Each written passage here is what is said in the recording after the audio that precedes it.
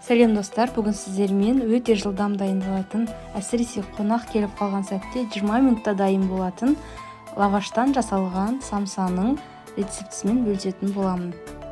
Бұл самсаның жасалу жолы өте жеңіл, бұрын соңды неге жасап көрмедім екен деген ой келеді.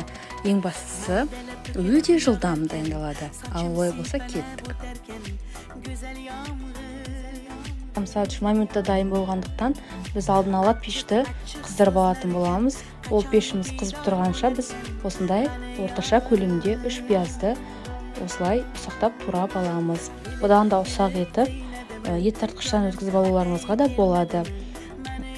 Турап дайындап болған пияздың үстіне тартылған етті салып, дәміне қарай дәмдеуіштеріңізді қосуларыңызға болады. Мен тұз, бұрыш және де зіра деген дәмдеуішті қостым. Ал сіздер қалаған дәмдеуіштеріңізді қосуларыңызға болады. Самсалар сочный болу үшін аздап үстіне сұйық май қосып жібереміз. Одан соң барлығын араластырып дайындап алатын боламыз. Осындай дайын лавашты алып, осылай мен видеода көрсеткендей етіп пышақпен кесіп алатын боласыздар. Осы бір дөңгеленген лаваштан 5 самса шығады.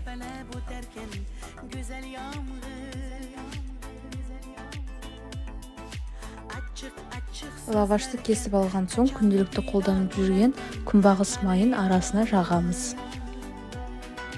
Біркелкі етіп жағу қажет, сонда біздің самсамыз өте дәмді болып шығады. Майды жағып болғаннан кейін осы видеодағыдай лаваштың бұрыш-бұрыштарына келтіріп, әдемілеп үшбұрыштап осылай орап аламыз. Видеода көрініп тұрған шығар, қайталап көрсетейін. Бұрыш-бұрыштарын дәл осылай келтіреміз, сонда барлығында да дұрыс шығатын болады.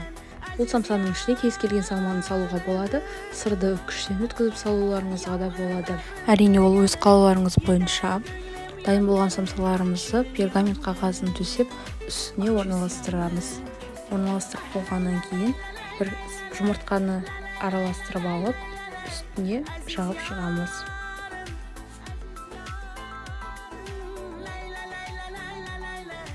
Міне барлық самсаның үстіне жұмыртқаны жағып болғаннан кейін үстіне күнжіт сеуіп шықтым. Бұл әдемілік үшін немесе күнжіт жоқ болса, кәдімгі қара бұрышты да үстіне аз-аздан сеуіп шығуға болады. Сонда біздің самсамыз одан әрі әдемі болып шығатын болады. Листтарыңыз толып тұрсын десеңіздер, 4 лаваш қажет болады, сонда бір лавашта 5 дана шықты. Алдын ала қыздырып алған пешімізге салып пісіріп алатын боламыз. Бұл самсаны жеген де арманда, жемеген де арманда. Жасап көрсеңіз, қайта-қайта жасай бергіңіз келеді. Аузыңызды еріп, таңдайыңызда дәмі қалады. Ең бастысы көп уақытыңызды алмайды. Видеоның соңына дейін қарағандарыңызға рахмет. Осындай өте жеңіл әрі жылдам дайындалатын тағамдарды көргілеріңіз келсе, менің каналыма тіркеліп, лүпіл басып пікір қалдыруды ұмытпаңыздар. Ал қош сау болыңыздар.